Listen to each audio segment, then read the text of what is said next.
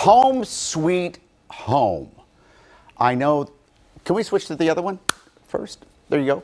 Home sweet home. What's more important than your home?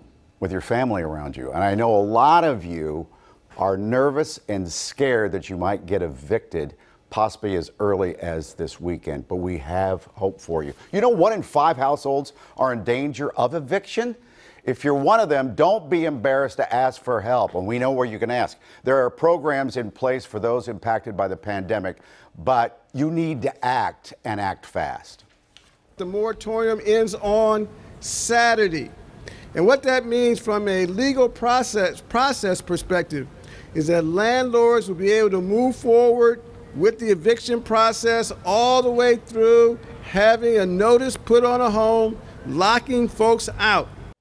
Now, it may seem like a daunting task to apply. You know how complicated some of these things are, but there are experts who can help. And one of them is Vikram Patel. He's a lawyer in the housing unit at Community Legal Services, one of the organizations that are part of the Philadelphia Eviction Prevention Project. Just like me and my home setting here, nobody wants to get evicted.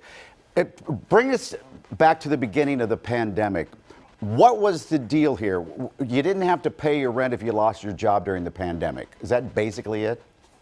Well, it's not quite. During the pandemic, the rent is basically still due. And actually, since September, Housing Court has still been meeting, having eviction hearings. But what the CDC moratorium did is it prevented a lockout. Gotcha. What's very important is that if you've already been through the eviction process, the only thing that's left is that lockout. So in order to prevent that from happening, there is rental assistance out there, but you need to act fast. So the thing is, you still owe all that back rent? That's correct. Yeah. There was no it wasn't expunged. Rent holiday or rent forgiveness. All that's still due, which is why it's very important to apply. I'm going to act like a tenant now in my home. What should I do today? Yeah, so it's very important. Just as you mentioned, there's lots of money out there. The city has $127 million to distribute. They've distributed about $57 million already, so still a lot of money left. But what you can do is you can go to phlrentassist.org, and you can put in an application. It can pay for up to 18 months of rent. Months. 18 months. What happens after 18 months? Yeah, so either after you get back on your feet, Yep. or those 18 months expire, then the benefits expire also. Yeah. Do you have a hotline for people that don't have a computer? Yeah. So there's a couple of ways. One, actually, since this is a city-run program, you can call 311, but also you can call the Philly Tenant Hotline. That's 267-443-2500. Okay. We got to put that on our website then. It's a lot of numbers to remember. Okay, now I'm going to switch over to be the landlord, okay? I rent out all these homes that are behind me here. What do I need to do to get some of this assistance money?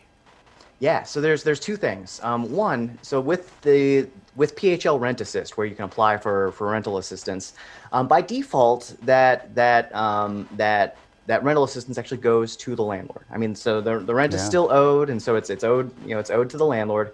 So not only can tenants fill out an application, but a landlord can fill out an application. Why can I, as a landlord, get more money? Well, that money is still owed.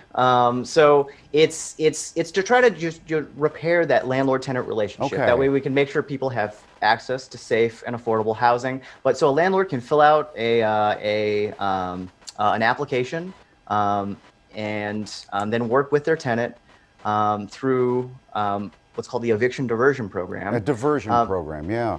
That's right. So we don't want people battling each other. You don't want this a fight between landlord and tenants. And I guess this is why this program exists, to prevent that.